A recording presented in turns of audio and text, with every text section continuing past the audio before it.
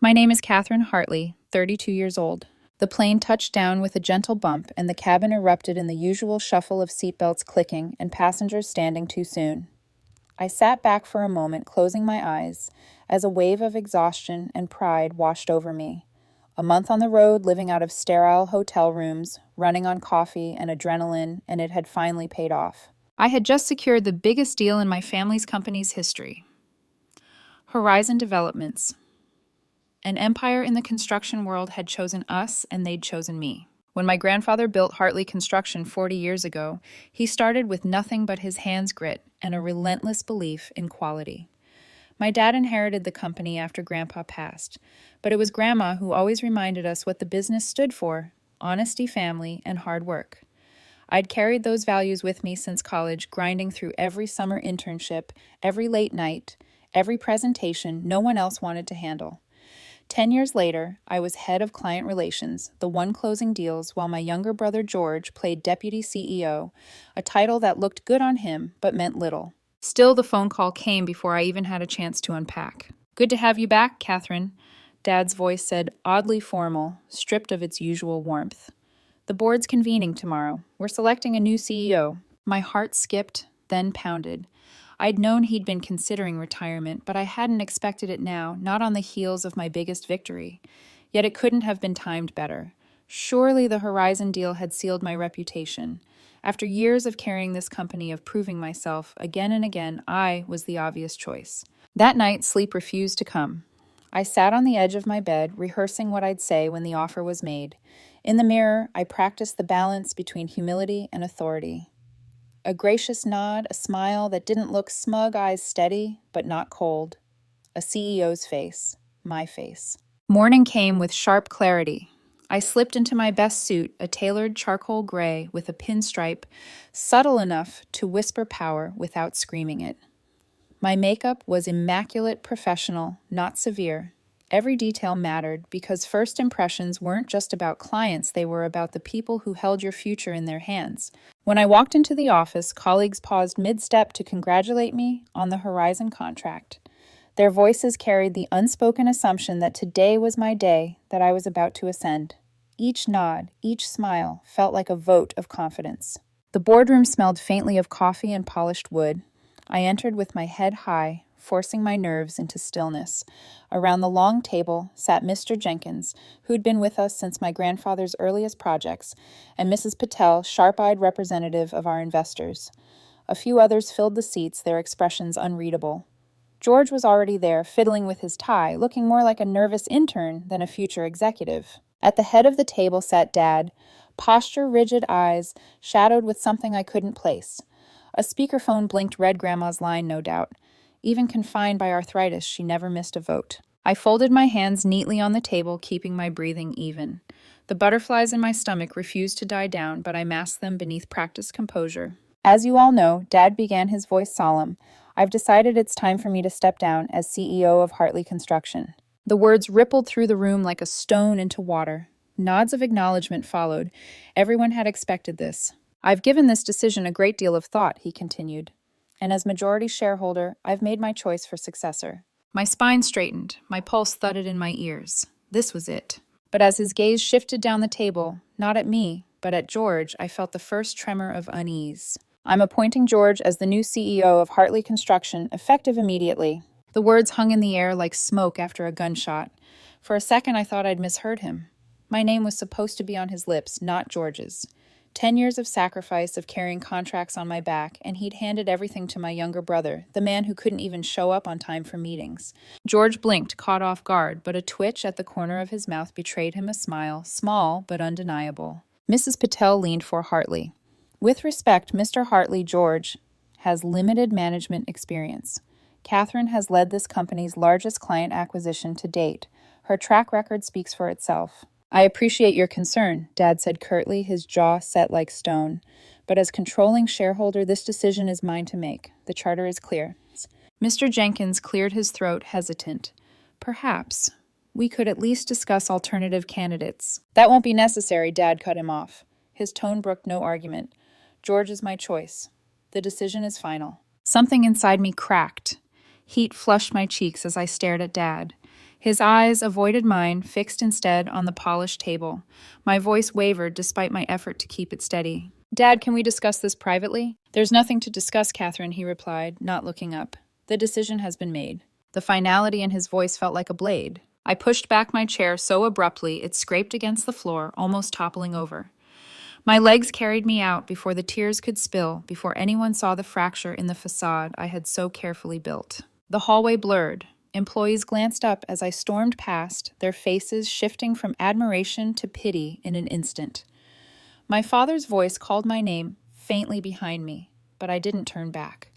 I wouldn't give him or George the satisfaction of seeing me break. That night, sleep was impossible.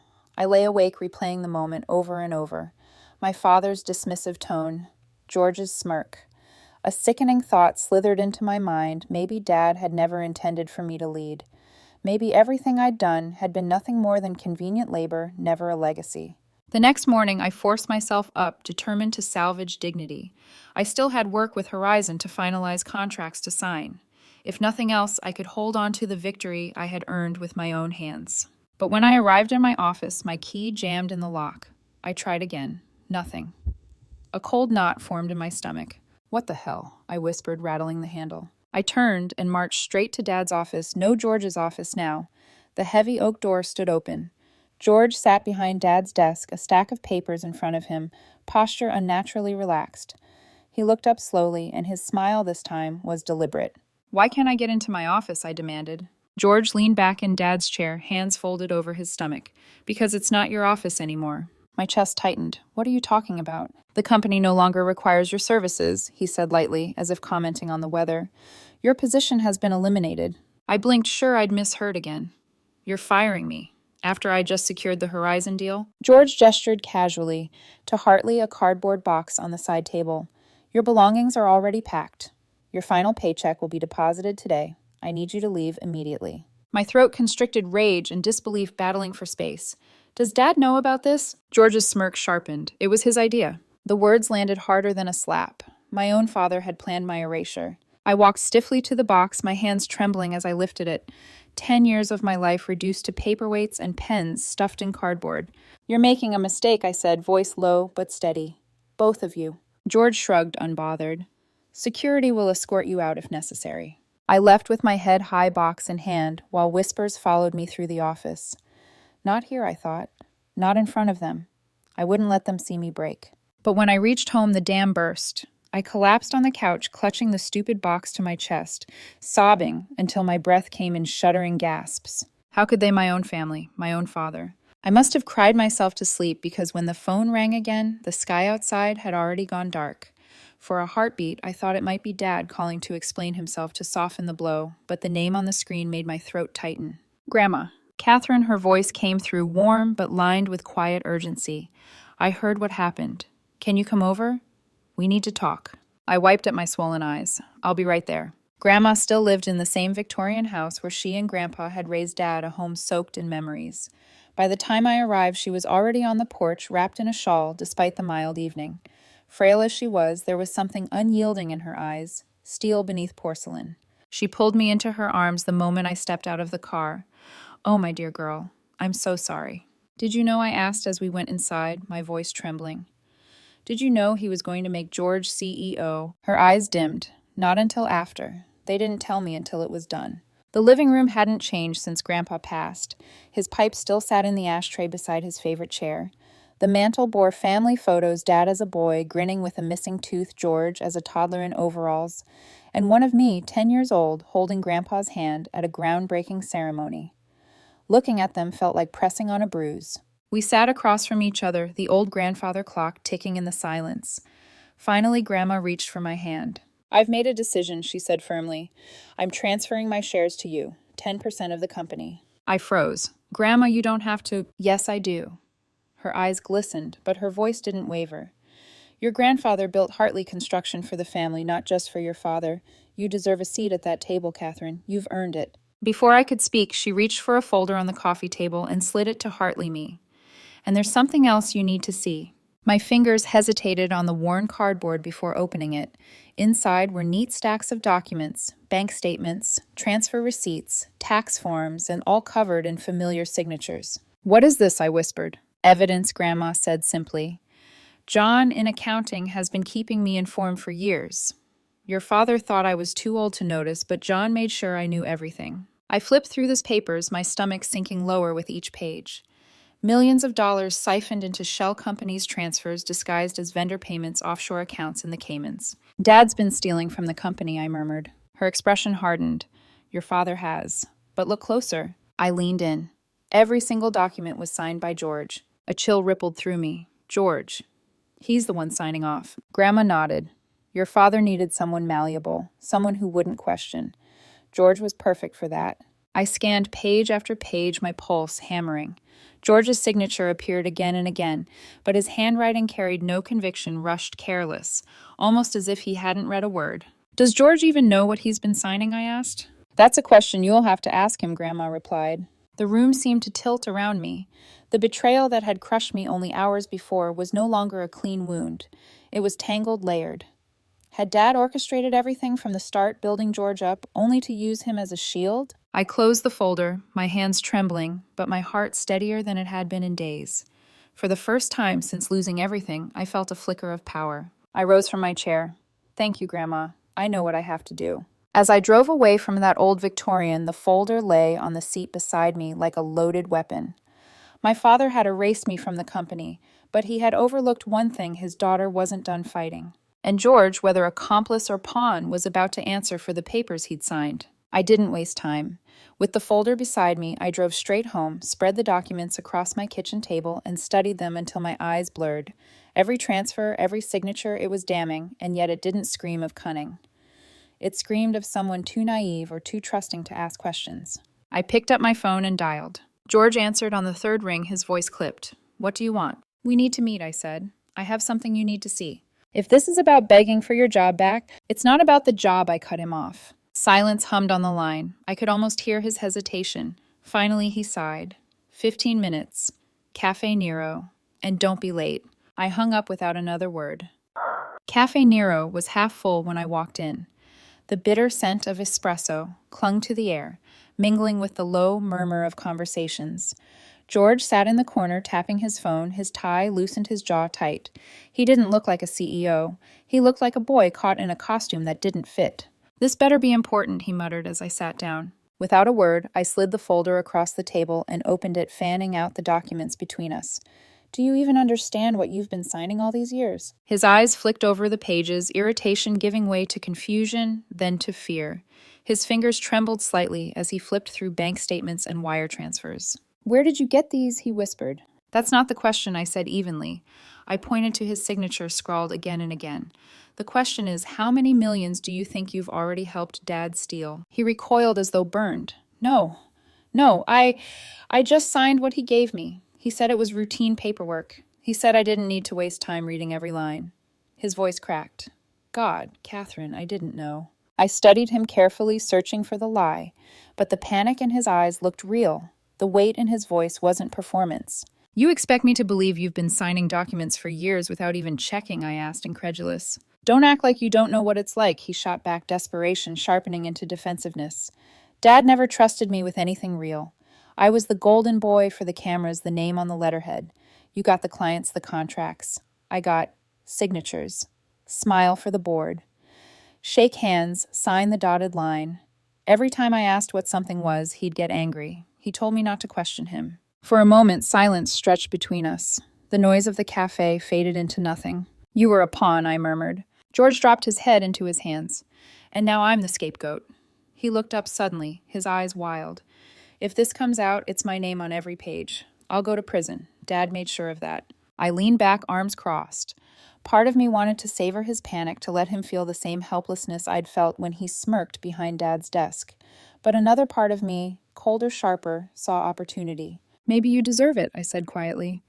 "Or maybe if you're smart, you'll help me expose Dad for what he really is." He stared at me, suspicion and desperation warring in his expression. "You'd work with me, after everything." "Don't mistake this for forgiveness," I replied. "This isn't about us. This is about the company, about Grandpa's legacy. About truth. I tapped the stack of papers. Dad thought he was clever setting you up as his shield. But we can flip the game. With your access and my proof, we can bring him down. His Adam's apple bobbed as he swallowed hard. He looked down at the incriminating pages, then back up at me. For the first time in years, his voice lacked arrogance. What if we fail? He asked. Then we go down together, I said. But if we succeed, we take back what's ours. The seconds ticked by, heavy as stone. Then George extended his hand across the table, palm open, trembling slightly. An alliance, he said. I hesitated, every muscle in my body taut. Then I placed my hand in his. His grip was unsteady but real. For the first time, we weren't rivals. We weren't siblings divided by favoritism. We were two betrayed children bound by survival. And together we would dismantle the man who had raised us. The boardroom was packed tighter than usual, a low buzz of conversation filling the air. George had called the meeting under the pretense of strategic planning, but the folder of evidence weighed heavy in my bag, every page like a lit fuse. I slipped into a chair near the end of the table. Eyes darted too. Hartley me curious, wary. Dad entered last, his presence heavy enough to hush the room. When he spotted me, his face darkened. What are you doing here? He demanded. I lifted a crisp shareholder certificate from my folder, the one Grandma had signed over to me. I'm a shareholder now, I said evenly. 10%. A muscle twitched in his jaw. That doesn't change anything. George cleared his throat, beginning his presentation with a practiced calm. Charts, client strategies, projections. It was all a performance to buy time. Dad's suspicion ebbed, then sharpened each time his eyes flicked my way. Finally, George gave me the faintest nod. It was time. I rose from my chair, my legs steady despite the thundering in my chest. Wordlessly, I began sliding copies of the compiled report down the table. Paper rustled as the shareholders flipped through page after page, their expressions shifting from confusion to shock, then outrage. What you're holding, I said, voice cutting through the silence, is evidence of systematic embezzlement and tax evasion that's been happening inside Hartley Construction for years. Mrs. Patel's hand flew to her mouth. Mr. Jenkins leaned for Hartley, squinting at signatures. Dad's face went from crimson to ashen in seconds. This is nonsense. Fabrications. She's bitter about not being named CEO, and now she's concocted this smear. Those signatures are mine, George said, his voice unsteady but audible. A ripple of murmurs ran through the room. Dad seized on it instantly. Exactly. My son signed every transfer. I had no knowledge of this. His voice rose, indignant. George acted without authorization. I am as blindsided as you are. The air cracked with betrayal. George froze, the last of his illusions shattering right there under the fluorescent lights. He'd been his father's puppet for years, and now his scapegoat. But George was ready. His hands shook as he reached into his folder and pulled out his phone. That's not true, he said louder this time. He scrolled quickly, then held the screen up for the room to see. Dozens of emails and text messages from Dad instructing him in cold, clipped commands. Just sign it, George. Don't waste time with details. Routine paperwork. Trust me. Do your job and let me handle mine. This is what I was given, George said, voice breaking with fury. Years of this. Every time I tried to ask questions, he shut me down. He told me to keep quiet and obey. Silence fell thick and suffocating. Shareholders stared between father and son, the evidence undeniable.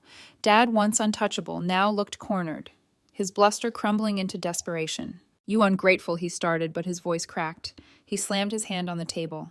You'd take her side against your own father. No, George said quietly, his shoulders sagging.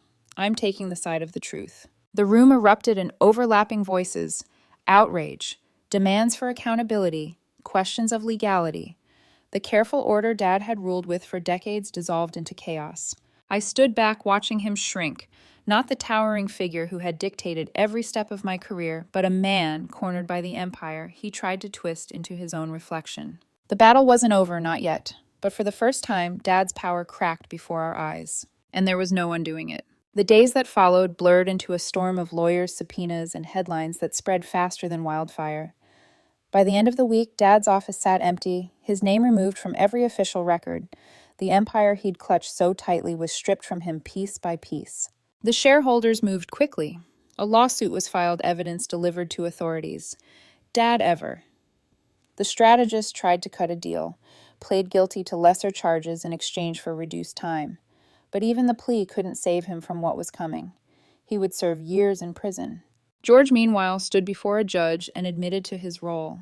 His name was on every transfer after all, but his cooperation, every email, every detail of Dad's manipulation earned him leniency.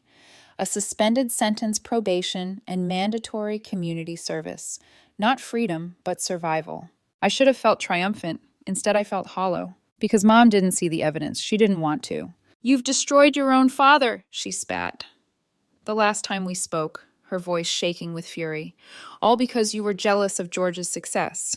Do you have any idea what you've done to this family?" "Dad did this to himself," I said quietly, "and he nearly ruined George in the process." "Don't twist this," she snapped. "He built everything you have, and you've torn it down." Her words sliced deeper than I wanted to admit. There was no reaching her. She visited Dad in jail, faithfully clinging to the fantasies that he'd been framed, that I was the villain in our story. Every message she sent dripped with bitterness. "Clear your father's name. Undo the damage you caused." I stopped replying. George and I, oddly enough, began to rebuild something fragile from the ashes. Late nights in the office, we sat across from each other, not as rivals, not as pawns, but as siblings finally stripped of illusions. "How are you holding up?" I asked him one night as he sorted through client files. His tie abandoned, sleeves rolled up. "Better than I thought," he admitted, almost sheepish. It's different having boundaries, expectations that actually make sense. Dad never gave me that. Maybe this is the first time I feel like I'm doing something real." I nodded. He didn't give either of us what we needed. Trust wasn't rebuilt overnight, but each small moment chipped away at the walls between us. Grandma, meanwhile, became my anchor. On her porch, as the cicadas sang in the late summer air, she placed her hand over mine. "Your grandfather built this company on integrity," she said, "and though your father lost sight of it, you've carried it back. That took courage, Katherine. It cost you dearly, but you've honored his legacy." Her words steadied me in ways I hadn't realized I needed. When the board reconvened weeks later, the air was heavy with anticipation. Dad's controlling shares had been redistributed among the remaining shareholders. No one person held majority power now. It was time to decide the company's future. For the first time in my life, every eye in that room turned to Hartley. Me not as the dutiful daughter, not as the overlooked sibling, but as the one who had dragged truth into the light. "Hartley Construction needs a leader," Mr. Jenkins said. His gaze softened on me. "All in favor of appointing Katherine Hartley as CEO, raise your hand." One by one, hands lifted around the table, even George's. The vote was unanimous. My throat tightened as Mrs. Patel leaned for Hartley.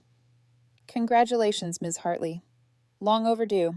I managed a nod, a quiet thank you, but inside emotions warred. Pride, relief, grief. This was everything I had fought for. But the cost was my father in prison, my mother estranged, my family fractured beyond repair. Victory had never felt so heavy. The weeks that followed my appointment as CEO were a whirlwind. Files piled high on my desk, phones rang off the hook, and every client needed reassurance that Hartley Construction was not the same company that had nearly crumbled under my father's shadow. My first act was transparency. I opened the books, completely inviting every shareholder to see what I saw.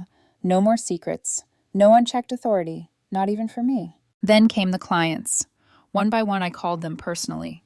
Horizon Developments was first. "Why should we trust you?" their CEO asked bluntly, "after what happened under your father." I paused, steadying my breath. "Because I'm not my father. I was the one who exposed what he did, even when it meant tearing my family apart. That's how seriously I take integrity." The silence that followed stretched long. Finally, he said, "Fair enough. We'll honor the contract, but we'll be watching." It wasn't trust, not yet, but it was a start. George remained in the company, though, in a role far smaller than before, account manager.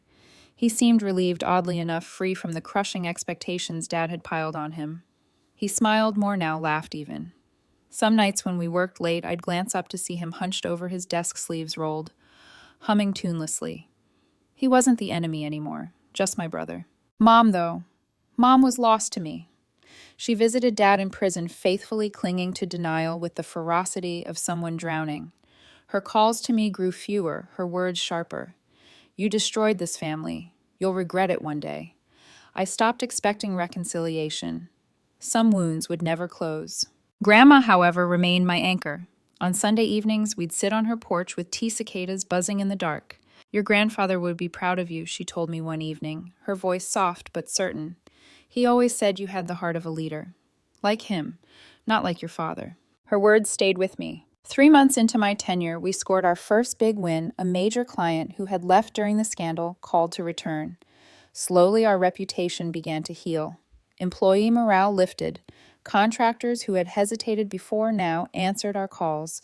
Bit by bit, the company was finding its footing again. And yet, in quiet moments, I caught myself wondering, what if Dad had named me CEO from the start? Would I have discovered his thefts? Or would I have been so grateful for the crown that I turned a blind eye, just as George had? I would never know. All I knew was that the pain had carved me into something stronger. 1 year after the Boardroom showdown, I stood at the front of our largest conference hall. Every employee had gathered for the annual company meeting. George sat in the front row, clapping along with the others. Grandma was there too, bundled in her shawl, despite the warm air, her eyes shining with pride. I stepped up to the podium, hands steady. Hartley Construction was founded on quality, integrity, and family, I began. For a time, we lost sight of those principles, but we found our way back and were stronger for it. This company is more than contracts or profits. It's people, it's legacy, and it's our responsibility to honor both.